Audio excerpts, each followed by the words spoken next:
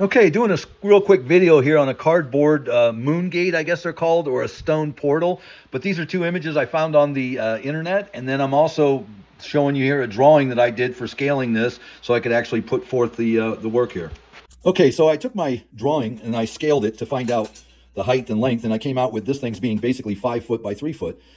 Definition in our cardboard. The more definition we create, i.e. the joint between this should have some depth. The more of that we create in the cardboard to where it looks more realistic, the less mud we use. Thus, the less money, the less weight, all of the files of analysis then play better. So stick with me, guys. Here, this particular style of doing it is a little more defined in the cardboard so that we can obtain pop-in joints between the rocks with thinner amounts of mud that are more supercharged, that are hotter, that are stronger, so we can go thinner. On a shell like this, I would probably typically go about 3/8 of an inch coverage, where on the back right now is just segmented together with some screws. Once I get this other half that over here, and I'm going to start joining them together, and I'll show you as I go. Okay, so I kind of made a couple of changes. I put the brace in here just to keep this vertically plumb. It was kind of leaning. There was nothing yet supporting the top. And the interior brace will be good at any rate. Got all these to where I've got braces in between each to keep the width. And then I'm coming in here with this little detail, which is going to give me the continued crack up here on top. So I'm just... Well, one more right here, and I'll have the first 6 rocks complete. Pretty stout now, or rigid, enough for mudding.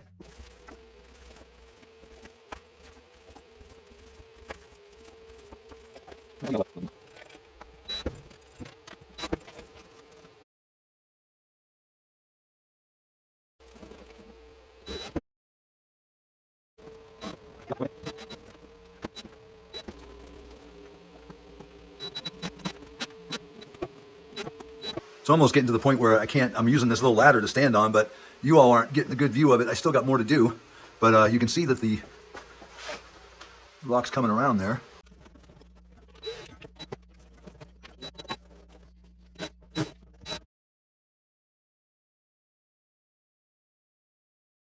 Okay, so I got all the stones put in. The only thing I got to do is close up this inside here because I haven't done that, but the top's all done.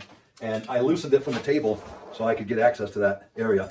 But I just got to put the other pieces in, like I said, as I've always done in cardboard. I try to get my cardboard to where it already has the definition, the detail, and I'm just coating it with about 3/8 of an inch. But right now, that's a cardboard creation. And that's another thing. People are going, oh, you're a cardboard king. I don't want to be the cardboard king. On my analytics on my channel, when I put up videos, I've got some sophisticated rock making stuff here, molds and real casted art. And cardboard's just one of my mediums, but it's the most popular videos that I put out. And so I've got to make cardboard. But people, there are a lot of ways to make. I've come up with 12 methods to making a bulk shape of rock. Then there are 13 methods of texturing. There are 12 methods of staining. There's a lot of ways to do something. This is only but one.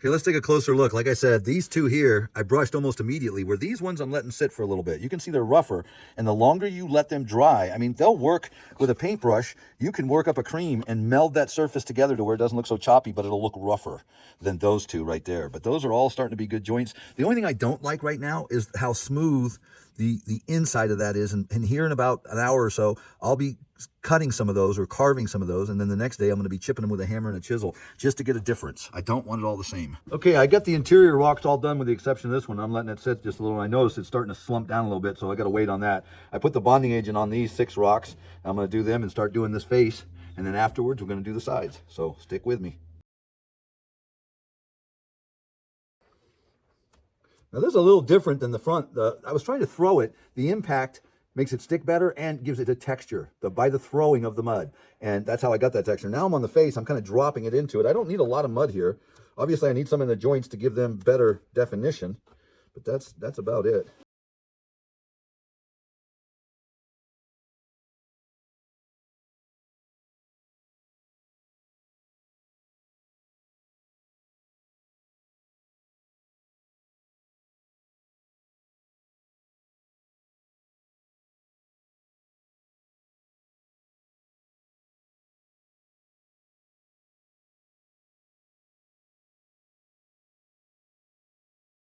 Okay, so this morning I ground down all the edges, scraped it with a screwdriver in between the joints. I just washed it down, let that dry, and then I just put the bonding agent all over every surface, and I'm going to hydro seal.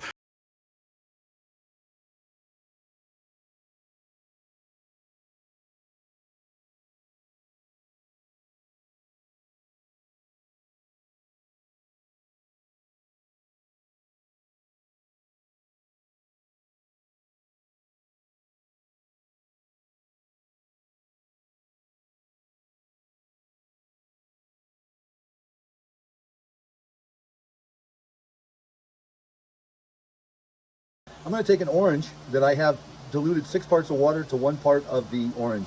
I'm going to spray 30% of all the rocks.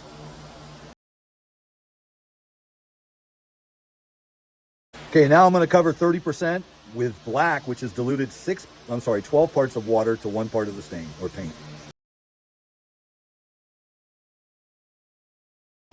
Okay, so I just skimmed on with a paintbrush like this, where this is the surface of the rock. I don't want my paintbrush like this skimming. I want to parallel the surface and just rake across the highs. And I just did that with the Army Green, and you probably can't see a big difference between it. It's there and it's going to show. And I just didn't realize my camera wasn't on. Next, I'm going to skim a tan color on over the Army Green. So with our rocks right now, we started out with a gray cement. That's one color because 30% of it still, or 40% of it still shows. I 30% orange, 30% black. I skimmed on Army Green. I'm skimming on tan. That's 5 colors so far.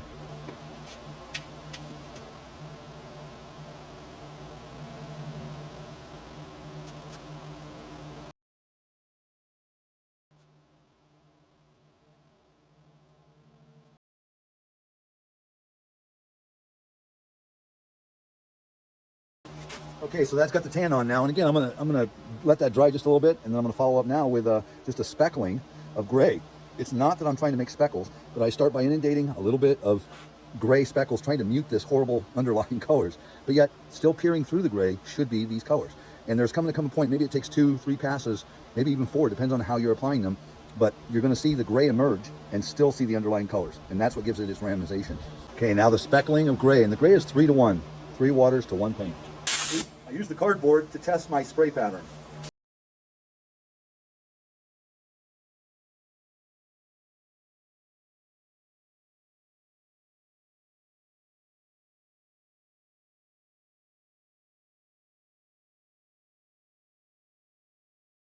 Okay, well, this morning I came down to seal this, and I was all finished with it yesterday, and I just don't like it. It's too light, and it's too monotone. It's just got the same color every rock, and if you go out to the field and you pick up rocks in an area, they're going to be similar, but there's going to be some dissimilar ones in there too. So right now, I'm going to add some what I call toner. These are more diluted stains than what we use to make this color, but we're going to augment some of the colors. So I'm going to keep, like, this rock, probably these two over here, and this one. I'm going to tape these, and I'm not going to touch. I'm going to leave them part of the original color.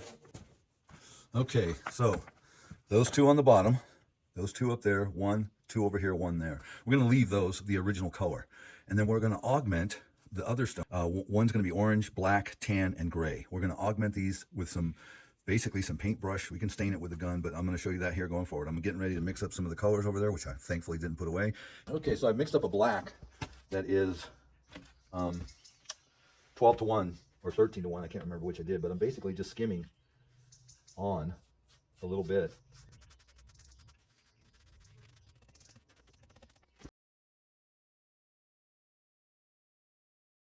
Okay, this is still yet drying. It's going to lighten up a little bit more than what you see, but you can still see color underneath this translucent color, and it's just going to augment, like you can see right here where I haven't done and where I've done. And where I've done, you can still see the underlying orange in this area right here, this is going to lighten up as it dries. But yet, just off of the start here, we have some difference in the rock colors. And that's what I'm shooting for now, is just to give a little variance to the base color.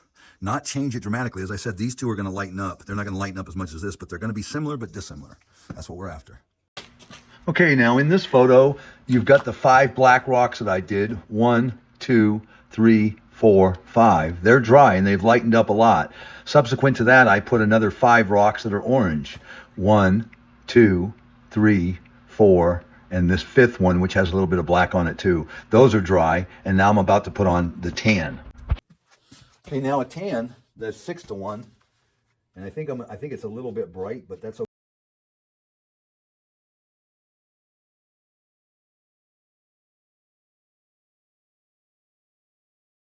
Well, you know, as far as I'm concerned, that's got it randomized enough. This black one is almost not even really that dark now that it's drying. Again, I think just letting these sit for a little bit to see their true result is always advantageous. Okay, so we finally got it in the landscape there. I've enjoyed the project. I hope you guys have too. If you have any questions, comments, or concerns, put them in the comment area or give me a call.